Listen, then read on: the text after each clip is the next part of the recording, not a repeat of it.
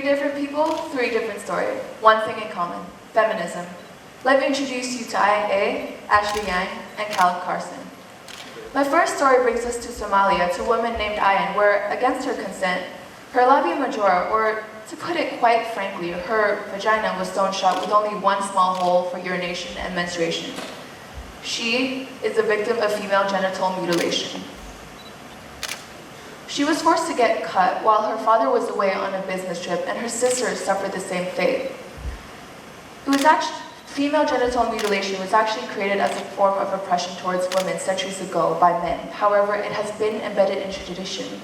It is believed that women who are uncut are promiscuous and will bring shame to the family, therefore making finding a husband harder.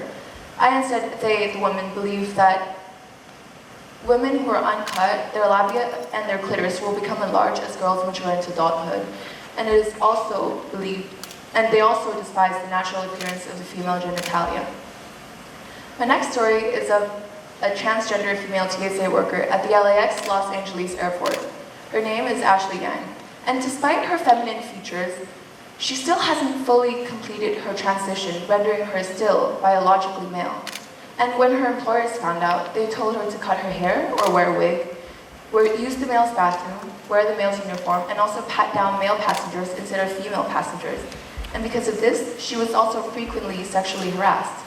After refusing to conform to what her employers told her, she was also laid off. Having to choose between your gender and your job is not equality, and most of us don't have to face these problems, and because I identify as a straight female, I don't have to choose between my gender or my job. But the point is, all sexes and genders should have the rights to choose whatever jobs they desire. And don't think that feminism is a female-only issue. Males can also be affected as well. Take my third case, Mr. Callum Carson, a 29-year-old rape victim whose rapist was able to walk away free from court without any charges of sexual assault. Carson, at the time, was a student at Glasgow University and was also unknowingly suffering from depression and anxiety. And as a result, he would often take long walks in order to clear his mind. However, on one unfortunate day, 2 burly men followed him. Carson got scared, so he took out his phone to create a distraction, but one of the men knocked it out of his hand and the other one overpowered him. He says he doesn't remember where the other one went, but Carson didn't scream, shout, or fight back. He said, "I honestly believed that at the time, the options were either rape or death, and I didn't want to die." His rapist was actually caught 20 minutes after the incident, but when they went to court, his assailant was declared not guilty. Why? Because the doctors concluded that Carson's rape kit suggested that he was gay. How does being gay amount to consent or the disregard of male rape victims? It doesn't, and it shouldn't. Now again, what do all of these people have in common? It is the fact that they are lacking feminism within their community, and so it is affecting their life majorly. Now, you may think, aren't feminists just angry girls hating on cis white men on Twitter or Tumblr? Well, the obvious answer is, of course, no. There's a term for that, and it's called misandry, or the belief that women are superior to men. But that isn't the definition of feminism. Feminism is defined as the belief that all genders and sexes are equal in social, political, and economical terms. Even though originally, feminism was defined as the advocacy for women's rights so that they are equal to men.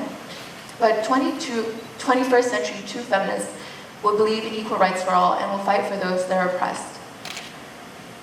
But somehow, somewhere along the way, feminism has become synonymous to man-hating, with some going as far as to saying, "I don't support feminism because I believe in equality."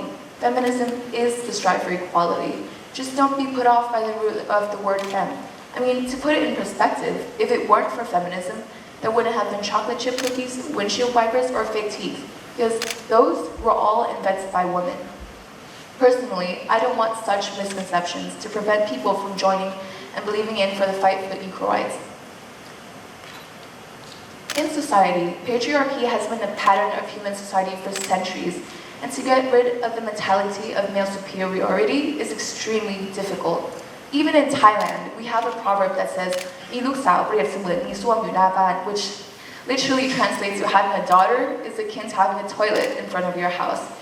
Therefore, educating the new generation of youth to firmly believe in feminism is the most important thing to do.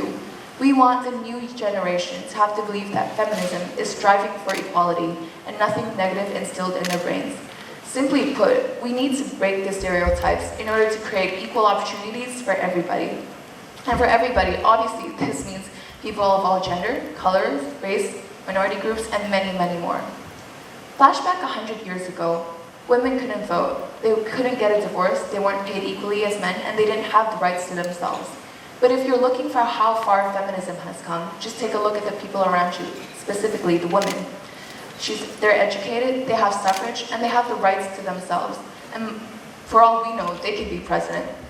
So every day we hear the same problems about feminism being repeated over and over and over again. But the thing is, if we don't start believing in it and start acting upon it, then there will be no changes made.